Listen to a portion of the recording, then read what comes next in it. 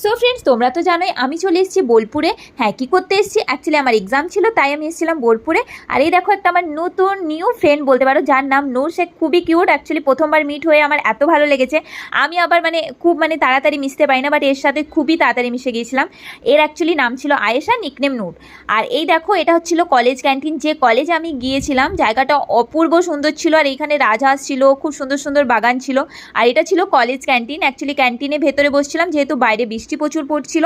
আর এখানে বসে বসে আমি আমার কলেজ লাইফের কথা খুব মনে পড়ছিল। আমি আমার ফ্রেন্ডসদের কথা, আমার নিজের কলেজের কথা খুব মনে পড়ছিল। আমি খুব মিস করছিলাম বেসিক্যালি। তারপরে আর কি এখান থেকে লাঞ্চ সেরে আমরা বেরিয়ে পড়েছিলাম, কারণ আমাদের কাজ হয়ে গেছিলো। আর এগুলো কি জানো, এগুলো হচ্ছে ড্রাগন ফল। এখানে হ্যাঁ, এই প্রত্যেকটা গাছ হচ্ছে ড্রাগন ফলের গাছ। আমি প্রথমে বুঝতেই পারিনি, প্রথমে ভাবছিলাম এলোভেরা, তারপরে জানলাম যে না, এটা ড্রাগন ফল চাষ হয় এখানে। তবে হ্যাঁ, এখানে যদি কেউ ভুল করেও হাত দিয়ে দিয়েছে, এখানে সিকিউরিটি গার্ড থাকে, তাদের নাকি আবার 1000 টাকা